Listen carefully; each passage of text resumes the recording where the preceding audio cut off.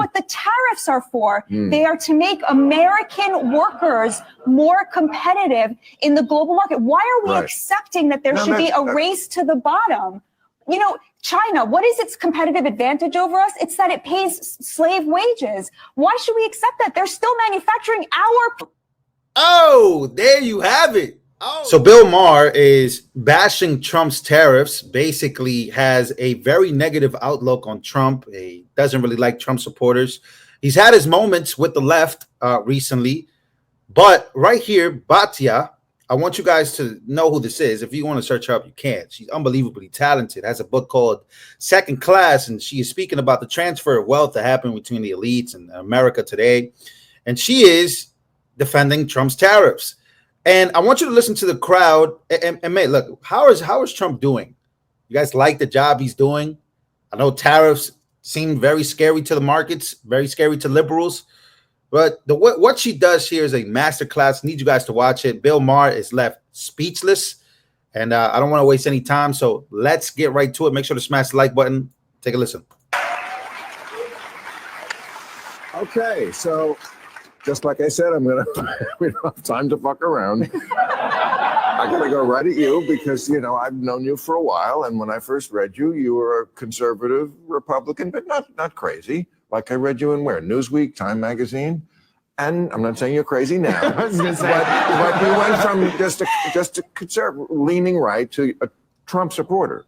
That's a very rare thing for Bill Maher. Like I said, doesn't believe in Trump supporters. Okay, someplace I would never go. And I mean, the night is young, Bill. It is not ever going to be that young. And I'm just wondering what you think now. We're approaching 2 months in. I mean, you must have a feeling in your gut. Look me in the eye and tell me you don't. That this is really going badly, and I shouldn't have thrown my lot in with this team. Oh, no, I feel the opposite. All right. Tell me why. I'm so sorry, Bill. No, tell me why. No, I feel so proud of, I mean, I was never a Republican or a conservative. I was a leftist, and I am still a leftist. I'm just a MAGA leftist now because... That makes no sense. That makes all the sense in the world. This guy really wanted her to admit to the world. Again, this is the narrative. In 2 months, the leftists want to convince Trump supporters that they should regret their vote. It's just been 2 months. But this is a beautiful setup here because you saw exactly what Bill Maher is trying to intend while he's talking to her. She says something very important I want to talk about later. A MAGA leftist. Keep taking a listen. Would you like me to explain it? Please do. Yes, please. When I look at what President Trump ran on and the agenda that he's enacting right now, he took a Republican Party that was built on social conservatism, foreign interventions and wars, and free trade and free markets. And he basically took an axe to all of those. During the campaign, he said, look, I mean, he's pretty pro-gay. That's pretty obvious. He appointed the highest ranking out gay person, Scott Bessent, our Secretary of Treasury, which is incredible. And he... But I thought he was Hitler. He sidelined the pro-life wing of his party. He has changed the party, for sure. Okay, so he believes abortion should be legal for 12 weeks. But free trade, on foreign intervention, he's anti-war. He's trying to bring it to an end to all of these wars, okay? By surrendering, but yes. Okay. He's on the other side of another party that is quite pro-war and wants to keep the war going, right? But let me just get to the third point. And the third point is, and he's not free trade. He does not believe in free trade. He looked at our destroyed manufacturing base. He looked at the downwardly mobile working class. He looked at the fact that working class Americans can no longer afford the American dream. And he looked at why that was, which was there was a handshake agreement between both parties that we should somehow have free trade, which resulted in shipping 5 million good manufacturing jobs overseas to build up China and Mexico. And some came here.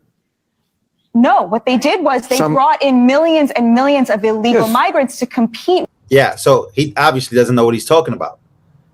You start to notice these people really have no idea what they're talking about, right? Keep listening. Agreement between both parties that we should somehow have free trade, which resulted in shipping 5 million good manufacturing jobs overseas to build up China and Mexico. And some came here. No, what they did was they brought in millions and millions of illegal migrants to compete with the jobs that remained here. And what Donald Trump said was, we have to stop selling out the working class. That agenda that he laid out, socially moderate, anti-war, and anti-free trade protectionist, that is a leftist Sam, I will bring you in, I swear to God. That. So Trump basically is a centrist. Been saying this for a very long time now. But I want you guys to listen to this part. Oh, this part is so good. Take a listen. So the reason people want to go back to the 70s is in the 70s, the largest share of our GDP was in the middle class. And that was not separate from the fact that 25% of our economy was in manufacturing. Right, the largest share of our GDP was in the middle class, the biggest chunk, the middle class, most people of who what were was middle produced income. came from the middle, and now it comes from what? The rich. Now the top 20% controls over 50% of the GDP.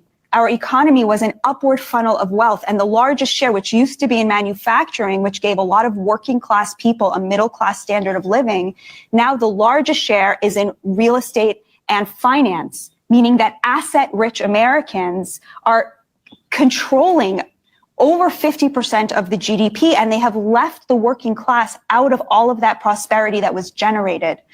That manufacturing is still being done. It's just being done in other countries. It is still for wages we will not work for. That's exactly right. You're right, Bill. That's what the tariffs are for. They are to make American workers more competitive in the global market. Why are we accepting that there should be a race to the bottom? You know, China, what is its competitive advantage over us? It's that it pays slave wages. Why should we accept that? They're still manufacturing our PPE. Oh, there you have it. Oh, she's cooking them. Our pharmaceuticals, our cars. They're making all that stuff. Trump says there are 5 industries that we cannot have any kind of national security without having a stake in them. Pharmaceuticals, lumber, steel, aluminum. And I forget what the 5th one was. But these are really important that we have a stake in the manufacturing of the things that we need as a nation, so that when China decides that it wants to go to war against us, we're not relying on them for steel and aluminum in order to fight them. Okay, well, at least that's an answer. At least that's an answer. This guy is a doof. I really can't stand this guy now. He doesn't even know. He doesn't even understand what's going on most of the time. I feel like a lot of even our politicians don't even understand what's going on at all times. You know, what the goals are and what tariffs are, and, you know, what free trade even means, what a free market is at this point. But there you have it, ladies and gentlemen. The GDP was shared by the middle class mostly, which is why she created a book called The Second Class. But she's basically saying that these tariffs are here to balance out America, do good. It might hurt for a little while, but do good. But this guy's speechless. He doesn't even understand what she just said. And there's that. Again, he wanted her to admit, as a far leftist who supports Trump. I don't think people understand that either. That's pretty crazy, but it's accurate. She said it. She stated her reasons why, and he still can't believe it.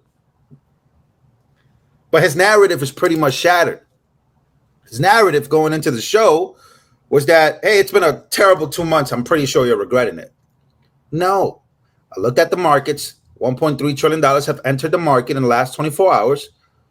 Certainty is coming back into the markets, but it's still going to hurt before it gets better. But you have to break down these fake job markets. Remember, there were fake job reportings that were keeping up the market. The Biden administration, literally, the only people that got rich in a booming market, the market was booming, S&P 500 up, everything's up. But who's making the money?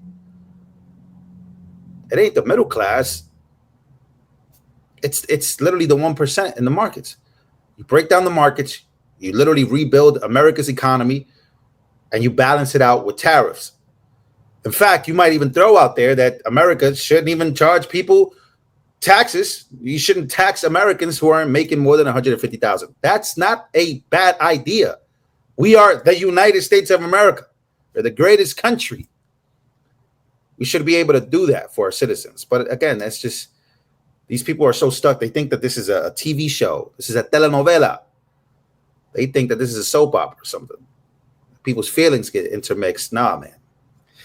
Let me know what you think about Bill Maher. I don't know if you guys watch him, but I just thought that this was really good, man. She literally, a far leftist journalist is advocating for Trump on his show.